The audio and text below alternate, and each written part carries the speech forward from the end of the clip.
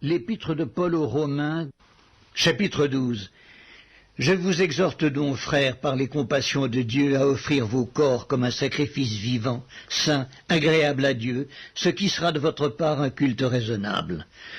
Ne vous conformez pas au siècle présent, mais soyez transformés par le renouvellement de l'intelligence, afin que vous discerniez quelle est la volonté de Dieu, ce qui est bon, agréable et parfait.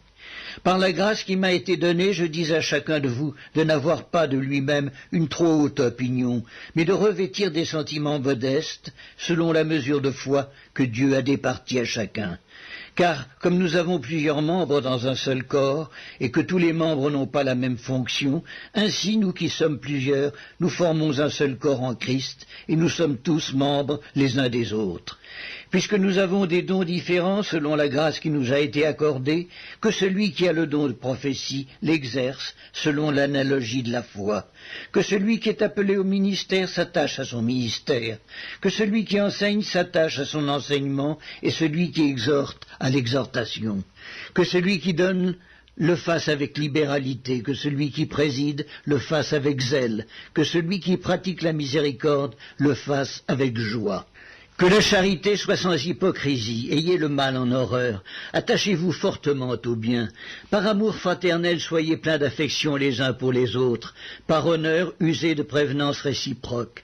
Ayez du zèle et non de la paresse. Soyez fervents d'esprit, servez le Seigneur, réjouissez-vous en espérance, soyez patients dans l'affliction, persévérez dans la prière, pourvoyez aux besoins des saints, exercez l'hospitalité. Bénissez ceux qui vous persécutent, bénissez et ne maudissez pas. Réjouissez-vous avec ceux qui se réjouissent, pleurez avec ceux qui pleurent. Ayez les mêmes sentiments les uns envers les autres. N'aspirez pas à ce qui est élevé, mais laissez-vous attirer par ce qui est humble. Ne soyez point sages à vos propres yeux.